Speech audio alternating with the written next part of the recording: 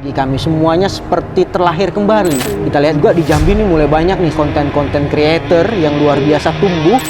Nah, yang perlu kita perhatikan ini bagaimana anak-anak zaman now ini bisa memaksimalkan potensi yang positif. Warga kampus tidak boleh buta sama politik. Mahasiswa UNAMA jago ngehack servis HP dan laptop. Mitos atau fakta di UNAMA. Sudah menjadi sebuah universitas yang sebelumnya hanya sekolah tinggi. Ya. Vibes, atmosfer apa yang sekarang sudah berubah?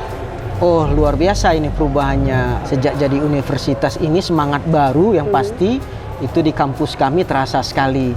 Ya, dari dosen dan mahasiswa. Jadi ini juga jadi modal yang luar biasa bagi kami. Semuanya seperti terlahir kembali. Layanan apa sih yang berbeda ketika sebelumnya sekolah tinggi dan sekarang universitas?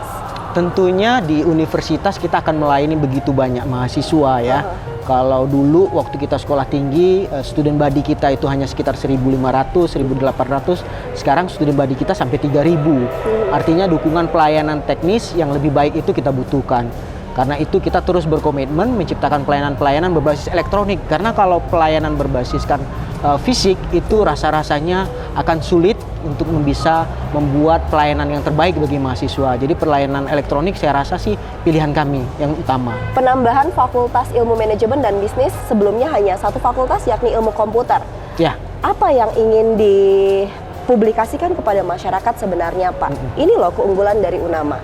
Ya, sebenarnya kalau saya boleh cerita dari awal ya, kita berdiri tahun 2002 itu dalam bentuk sekolah tinggi. Ya. Kemudian kita punya perjalanan yang cukup panjang sampai dengan tahun 2022.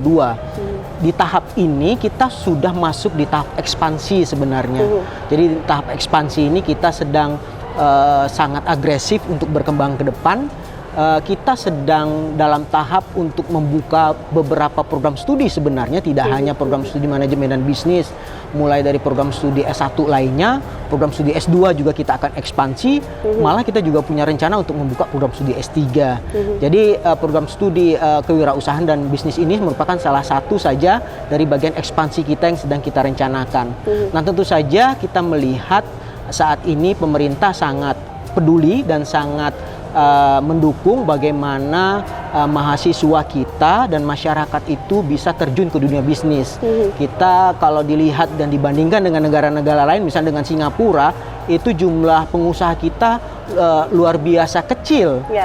Sedangkan untuk bisa masuk ke negara maju mungkin kita butuh 1-2% dari jumlah penduduk untuk bisa jadi pengusaha. Maka kami lihat kita perlu juga mendorong masyarakat Jambi dan mahasiswa Jambi untuk bisa jadi pengusaha. Karena itu kami rasa perguruan tinggi ini perlu untuk membuat prodi manajemen dan kewirausahaan. Ikoniknya dari UNAMA adalah Stikom, ilmu komputer. Basic ini masih nggak sih sebagai identitas diri yang notabene adalah berbeda dengan kampus lain yang ada di Provinsi Jambi ataupun Pulau Sumatera lainnya? Jadi memang walaupun kami berkembang dan expand ke berbagai macam prodi di luar komputer, tapi darah dan nadi komputer itu tetap terasa.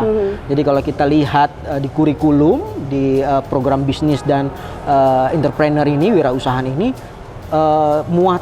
muatan komputernya masih tetap terasa dengan dominan di sana. Jadi ini ikonnya nggak mau dihilangkan?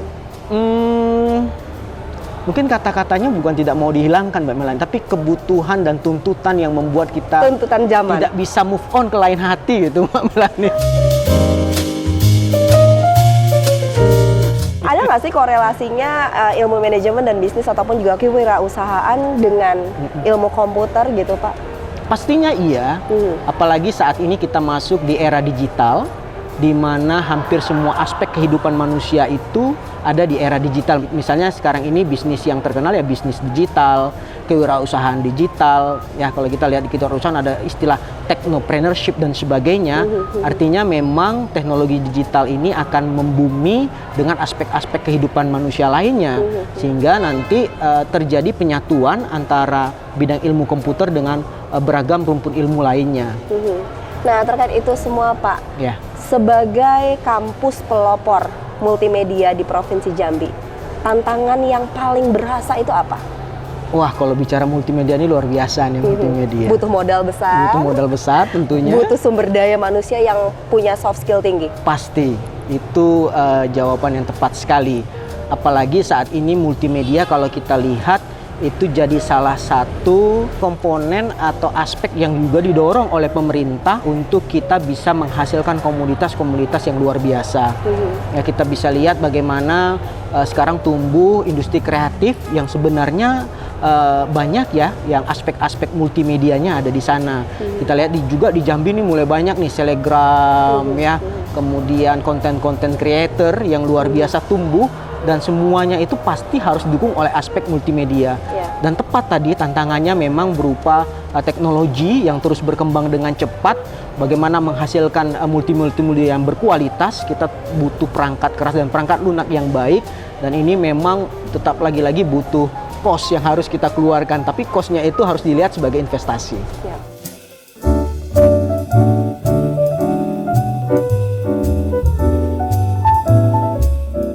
Masyarakat yang notabene adalah penduduk lokal Jambi, seberapa persen sih Pak masuk ke Unama? Ya, sampai saat ini penduduk lokal masih jadi mahasiswa yang paling banyak diterima.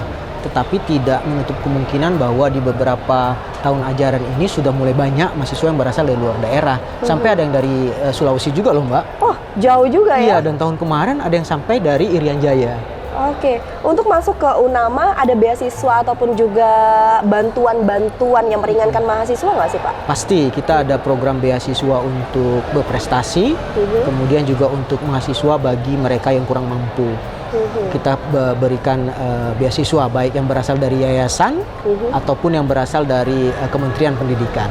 Nah, infonya nih, kampus Unama mensupport dan juga menghasilkan atlet-atlet e-sport, benar? Ya, benar sekali.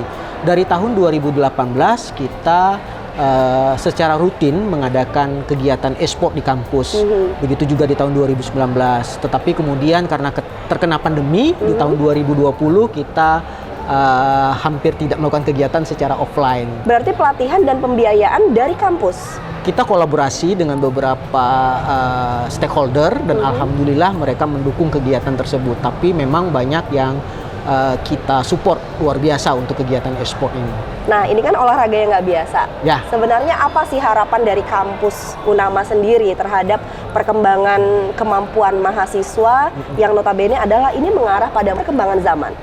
Sebenarnya kalau kita lihat e-sport ini sesuatu hal yang sangat menarik dan punya potensi luar biasa. Kita lihat e-sport ini kan basisnya adalah game. Bisnis game saat ini itu mendatangkan devisa yang luar biasa, terutama bagi negara-negara seperti Korea, Jepang, Amerika itu sudah merasakan manisnya. Nah, saat ini pemerintah itu berusaha membangun ekosistem e-sport di Indonesia termasuk dengan game.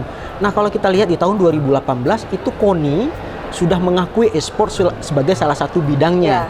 Dan banyak sekali mahasiswa yang terjun ke sana. Artinya apa? Kedepannya e-sport ini bisa menjadi karir bagi mereka yang serius ingin tumbuh bersama dengan e-sport sebagai atlet profesional.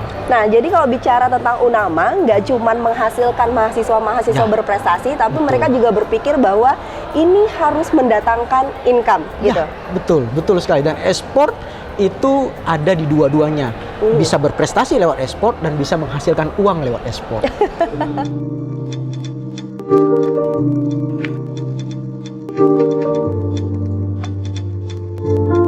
Seberapa efektif sih perkembangan dunia digital untuk anak zaman now? Nah, ini pertanyaan yang menarik. Sebenarnya kalau kita lihat teknologi digital ini ada dua mata sisi yang harus kita perhatikan. Satu mata sisinya positif, satu mata sisinya negatif. Nah, yang perlu kita perhatikan ini bagaimana anak-anak zaman now ini bisa memaksimalkan potensi yang positif, tetapi juga bisa memahami apa saja potensi negatif yang ada dan mungkin terjadi dengan memanfaatkan teknologi digital, sehingga mereka bisa memproteksi diri.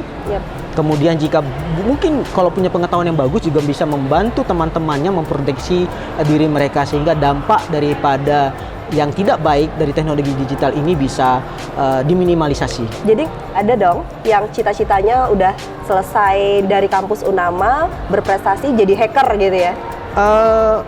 Boleh kalau mau jadi hacker. Tapi hacker yang positif.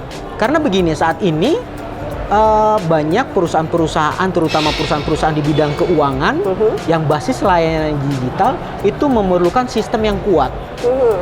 Dan mereka memerlukan tenaga yang menguji, mengetes, mencoba merentas. Nah, tenaga-tenaga ini hacker, tapi hacker aliran-aliran putih. Positif ya. Aliran putih. Hacker-hacker perlu kita hasilkan, Mbak Melani. Tapi hacker-hacker yang sudah ditanamkan jiwa-jiwa yang baik. Udah ada terdata nggak sih Pak alumni dari Unama ataupun Stikom sebelumnya ini udah berhasil baik di dalam negeri ataupun juga luar negeri?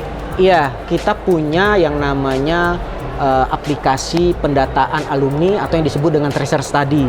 Jadi di situ kita selalu mendata secara kontinu dan berkelanjutan terkait dengan alumni kita. Jadi kita punya database yang bisa mendata itu semua, dan alhamdulillah kita punya data siapa-siapa saja yang sudah bekerja di berbagai perusahaan besar. Ada yang bekerja di Tokopedia saat ini, ada juga yang bekerja di perusahaan-perusahaan lain yang besar-besar, dan alhamdulillah luar biasa mereka.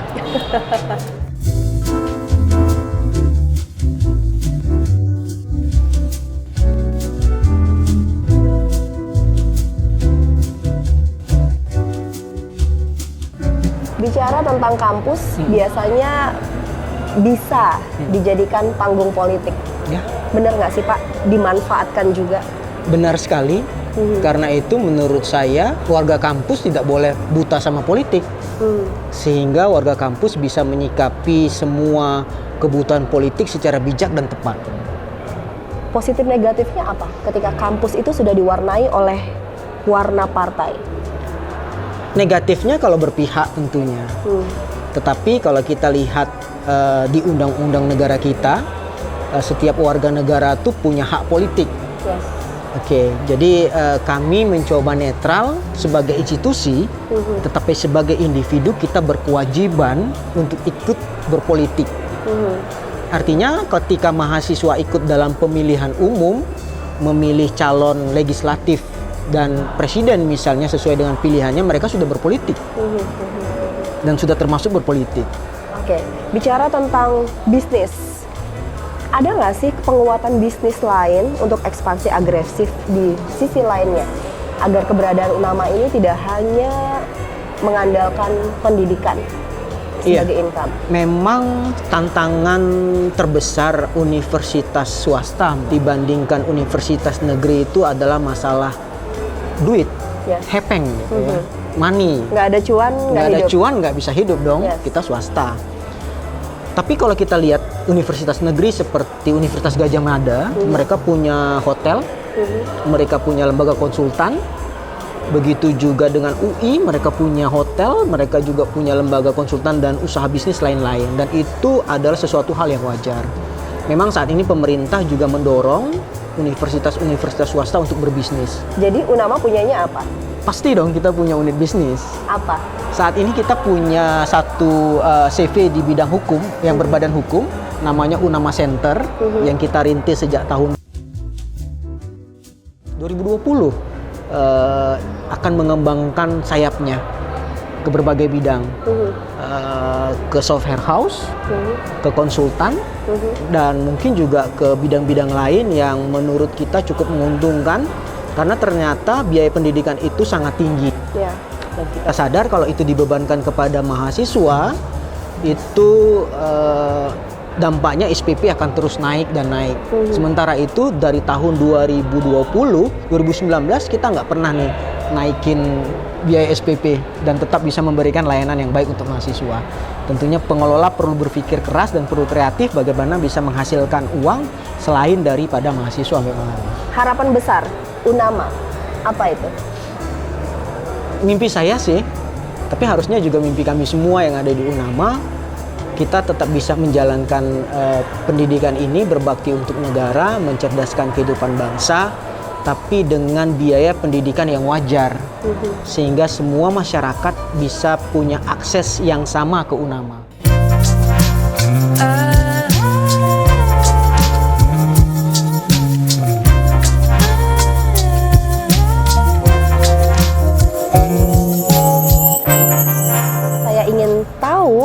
mitos dan fakta yang ada di UNAMA.